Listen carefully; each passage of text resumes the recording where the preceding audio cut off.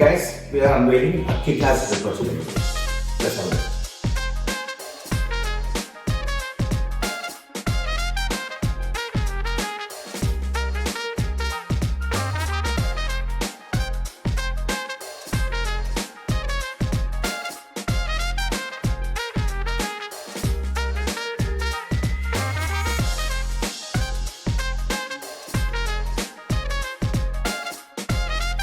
So the water goes in here, then there's the coffee, the drip tray, right down to this one. Nice. Amazing.